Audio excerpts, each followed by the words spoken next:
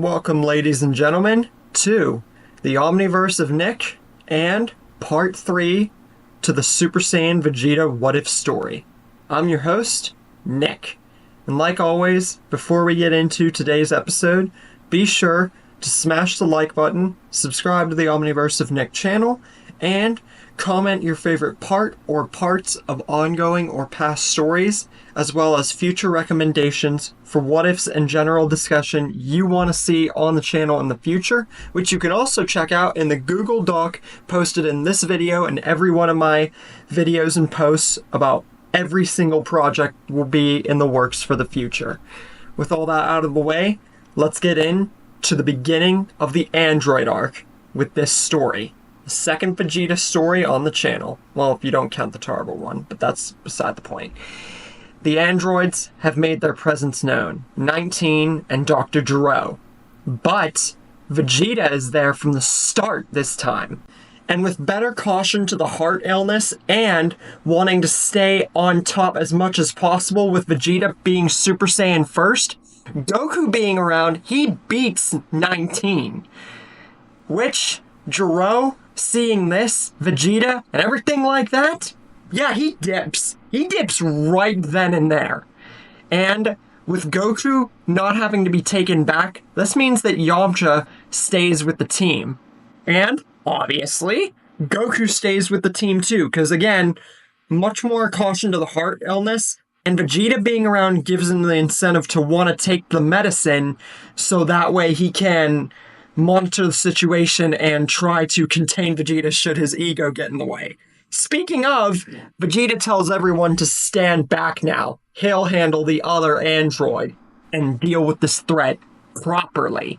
Piccolo is mad at this point, thinking that Vegeta has let a Super Saiyan transformation first get to his head, and he tells Vegeta that arrogance will get him killed. He's not the only one with the form anymore.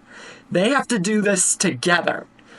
Vegeta tells Piccolo not to challenge him unless he wants to see his full power right here, right now, and get a full-on taste of it personally.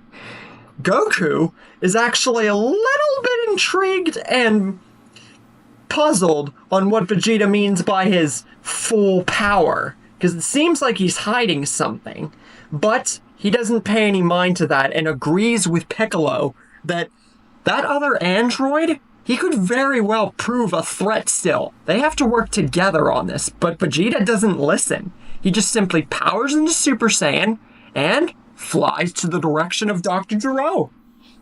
And he stupidly blasts in the area and gets his attack absorbed by Dr. Gero. After that, everyone arrives on the scene, with Piccolo being grabbed from behind by Dr. Gero and fighting him like he did, and Dr. Gero getting his arm cut off. Trunks then arrives in the present time and sees Android 19 and knows that the androids are not the same, arrives on the scene, Bulma arrives, Dr. Gero escapes again, and now not only is Trunks more mad with Vegeta for basically screwing this up, being that he's the strongest here, but Goku's mad too, because even he tried to warn Vegeta, and now they're both like telling him, we have to do this together. Your way didn't work. But Vegeta, he simply just ignores them, flies straight up, and blasts them all. But Trunks is able to slice the blast as it was merely a distraction so they wouldn't follow him. But he just slices the blast without Vegeta knowing it, and Trunks, Goku, and everybody else follows in pursuit towards Dr. Gero's lab. And yes, Bulma would still tell him about the lab, because pretty much half the stuff in this segment here that I just mentioned is canon to the original story. So, yeah. Once everyone arrives at the lab, everyone, this time, including Goku and Yamcha, Vegeta blasts open the doors right whenever everyone arrives, seeing him get there first. 17 and 18 have been awoken, kill Dr. Gero, 16 is awoken, the lab's destroyed, and now Trunks is even more angry with Vegeta, much more so than he was, and tells Vegeta they need to do this, and he doesn't even get to finish his sentence because Vegeta very harshly slams his fist into Trunks' stomach. Much harder than when he attacked him in canon. And then Vegeta and Goku have a standoff, about to fight each other in Super Saiyan, when 16 notices up above his primary target, Goku. And he rushes forward. And this starts a fight between 16 and Goku in Super Saiyan. 16's found his primary directive: kill Goku. That's all he cares about. He brushes Vegeta and everyone else aside. Meanwhile, Vegeta fights 17 and 18, seeing this as an opening to get them two. But even with his slightly superior power to both of them individually, their stamina and the two of them working in unison is much more than Vegeta can handle. One of them was enough in canon, even with a lower power to 18's. But here, it's kind of an even standoff except for the stamina factor, which Vegeta can't honestly fight with. But he smirks, telling the androids the fight's not over. And he powers up and goes into Grade 2 Super Saiyan. And with this, he instantly dominates in the fight. And once it seems like he has both of them on the ground and is good to finish them off, he arrogantly and stupidly, very Vegeta-like, goes into Grade 3, a form in canon and here he noticed as a default, much like Super Saiyan 3. But he did it just because he saw him on the ground. It's like, I don't know, just finish him off that way, and they take the upper hand. 18 breaks Vegeta's arm, 17 hits a pressure point, and 18 just slams him straight in the face. Basically them taking advantage of this exposure in weakness and stamina, and the fact that he stupidly went into Grade 3 just for that moment. Trunks tries to help, but like canon, we all know how that went. He just gets instantly sideswiped by 17. And then they focus their shift squarely on making sure Vegeta can't move, and they continue to fight and target him.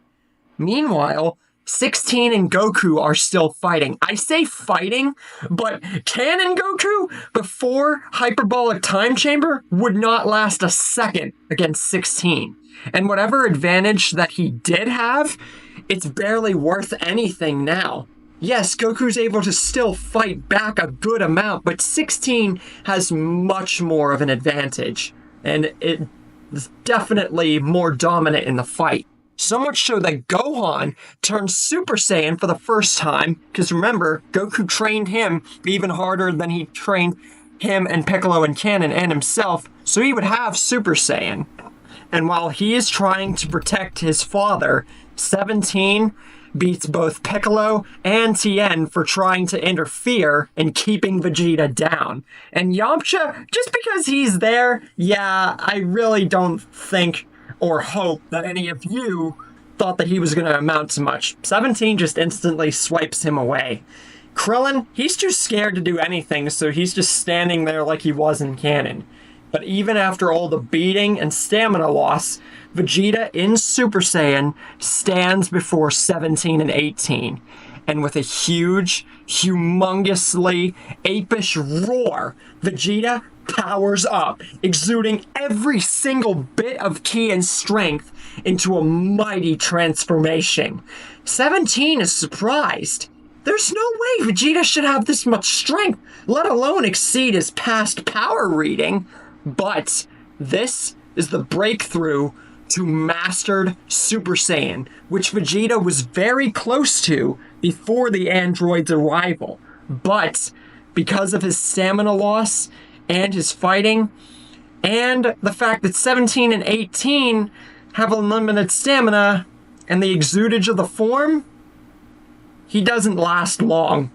And he only gets like 1-2 hits off before he's put to the ground again. Trunks exudes all his strength into a full power Masenko to save his father. But 17 and 18 in unison just counter with their own energy beam, which not only explodes on impact, but blows back Trunks and all of his strength, so now he's barely standing and he's back in base form. And while that's going on, 16 has both Goku and Gohan on the ground. Mainly Gohan to keep him out of the way, but Goku, 16's looking to put him down. But the three decide to leave. Now, why would 16 and the androids leave with Goku there? Well, you see, because of the massive power-up and fight with Vegeta, as well as Gohan's influence on 16, I feel that this would sway the androids to fight them another time, because that's how they felt in canon, and with Gohan's influence with 16, we can safely assume that that's how it would go too.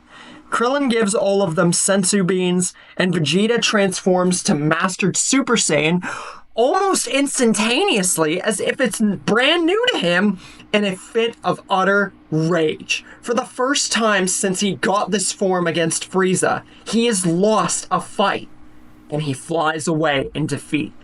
Piccolo goes to the lookout, fuses with Kami to fight the androids, and meets Cell in Gingertown and has his encounter.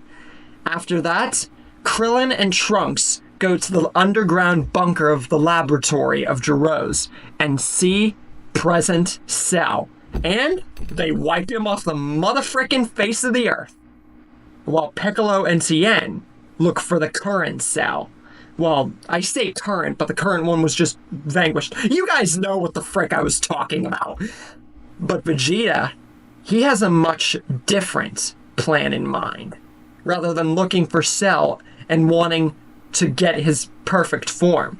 With Mastered Super Saiyan in his arsenal, this gives Vegeta a new motive. Not only to look for Cell and let him become perfect, but to kill both of the androids at the same time and truly show superiority. But what will happen next? How did you like this episode? And what is your favorite part so far? With all that out of the way, hopefully you guys enjoyed this video. If you did, be sure to smash the like button, subscribe to the Omniverse of Nick, and comment your favorite part or parts of ongoing or past stories, as well as future requests, which you can also look at in the Google Doc to see every single project for the future. And maybe even a lot of your own. With all that out of the way, I'll see you guys in the next episode.